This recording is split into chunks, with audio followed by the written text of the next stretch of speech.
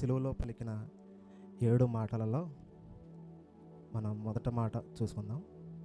లోకాసు వార్త 23వ అధ్యాయము 34వ వచనం ఒకసారి చూడండి. యేసు, తండ్రి, వీరేమి చేయుచున్నారో వీరెరుగురు గనుక వీరిని క్షమించమని చెప్పాను. వారు ఆయన వస్త్రములు పంచుకొనుటకై చీట్లు వేసిరి. చాలు. దీంట్లో మనం 2 విషయాలు ఆలోచించాలి. అంటే చాలా ఆలోచించవచ్చు, కానీ 2 విషయాలు నేను చెప్పాలని ఆశపడుతూ ఉన్నాను. ఒకటేమో చీట్లు వేయాలన్న దాని గురించి, ఇంకోటేమో క్షమాపణ గురించి. ముందుగా మనం క్షమాపణ గురించి చూస్తే, అక్కడ యేసుక్రీస్తు వారు ఉద్దేశం వెనక చాలా విషయాలు దాగుంటాయి.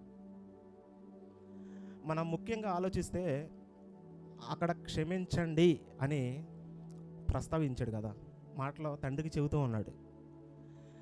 చాలామంది ఆలోచించేది ఏంటంటే, అక్కడ ఉన్న యూదులు కానీ, ఆ చుట్టుపక్కల ఉన్న రోమన్ సైనికులు కానీ, ఆ చుట్టుపక్కల ఉన్న అన్ని జనులు కానీ, యెరూషలేములో ఉన్న జనాలు మొత్తం కానీ, వాళ్ళ గురించి క్షమించండి అని చాలామంది అంటూ ఉంటారు. వాస్తవంగా అంతేనా కదా? ఆయన్ని సిలువ వేస్తుంటే, ఆ సిలువ వేసే సందర్భంలో సిలువ వేసిన తర్వాత వాళ్ళని క్షమించండి అని చెబుతారు చాలామంది. వాస్తవం చెప్పేది అదే. సిలువ వేసిన వాళ్ళ కోసం క్షమించండి అని యేసుప్రభు తండ్రికి చెబుతున్నాడా? అక్కడ ఉన్న సందర్భం మనం క్లియర్ కట్గా ఆలోచించాలి. ఒకసారి ఆలోచిస్తే దీంట్లో చాలా చాలా లోతైన విషయాలు దాగున్నాయి.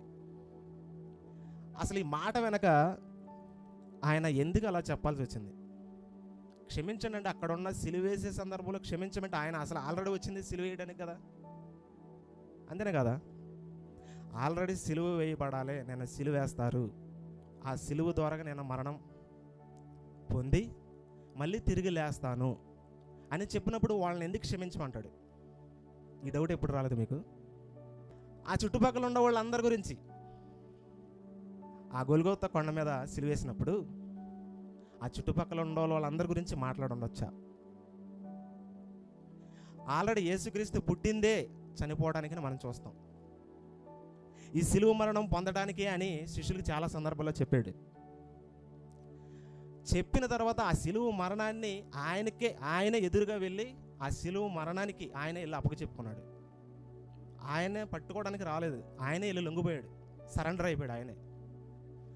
ఆయనే వెళ్ళి లొంగిపోయాడు, ఆయనే కొరడా దెబ్బలు తిన్నాడు, ఆయనే